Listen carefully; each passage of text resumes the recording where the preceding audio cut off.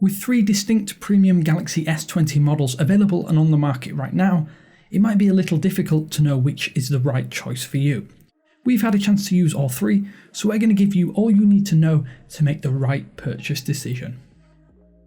Thanks for watching 9 to 5 Google on YouTube. Remember to thumbs up, hit subscribe and enable notifications with the bell icon to be among the first to watch our upcoming videos. First of all, it's worth going over what's the same across all models of the Galaxy S20. In any case, all of these devices offer big, bright AMOLED displays with a super smooth 120Hz refresh rate that we're sure you'll love in person. They all have stellar performance too, thanks to a Snapdragon 865 or Exynos 990 chipset, 12GB of RAM and speedy UFS 3.0 storage. Standard features such as 25-watt charging, wireless charging and punch hole displays are standard across this lineup too. So already we're off to a great start with all of the 3 S20 devices, but now let's discuss what sets each model apart. That naturally starts with the size of the display. The smaller Galaxy S20 has a 6.2-inch display, which does sound huge, but feels very comfortable in the hand thanks to soft corners and slimline bezels that help shave down the size. Then there's the S20 Plus with a 6.7-inch display. It's definitely bigger, but it feels pretty good as long as you do have average sized hands, which is of course hard to quantify. The Galaxy S20 Ultra on the other hand is just a monster. Its 6.9-inch display feels every bit as big as it sounds, and being the most heavily packed is also rather thick. If you do have small hands, we'd have to say that this definitely isn't the phone for you.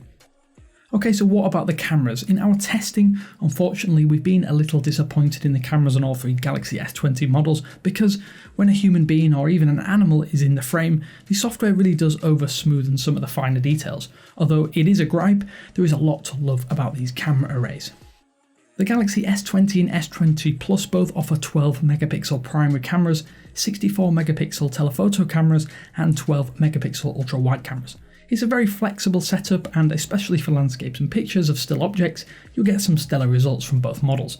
The telephoto camera also enables up to 30x digital zoom, with results that are still pretty good as far as 10x. Meanwhile, the Galaxy S20 Ultra packs in a 108-megapixel primary sensor with a 12-megapixel ultra-wide and 48-megapixel zoom lens. That last camera also uses a periscope lens to magnify your subject up to 10x. Combined with software, that can go all the way up to an effective 100x digital zoom, and results do manage to stay solid even up to 30x. However, this camera array was plagued with some autofocusing issues and processing troubles right at launch. Updates have helped, but that is still something to be aware of. Now let's talk battery life, as the smaller Galaxy S20 has a 4000 mAh battery, the S20 Plus a 4500 mAh cell. Both of these have been quite substantial in our tests, even with the 120Hz refresh rates turned on. Generally, both devices can easily last an entire day without any troubles or hiccups.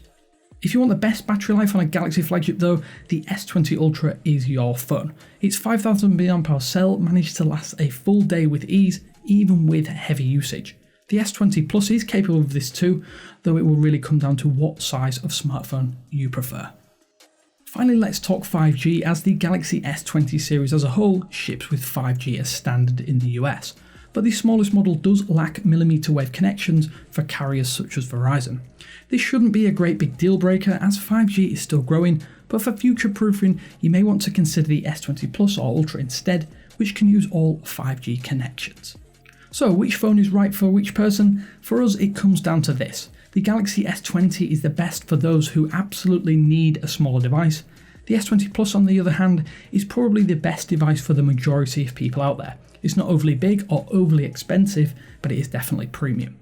The S20 Ultra meanwhile is reserved for the real tech enthusiasts. Its huge footprint and $1,400 price tag are probably just too much for most people, and that means it's hard to recommend for everyone out there. So which Galaxy S20 Ultra device is your choice? Tell us down in the comment section below.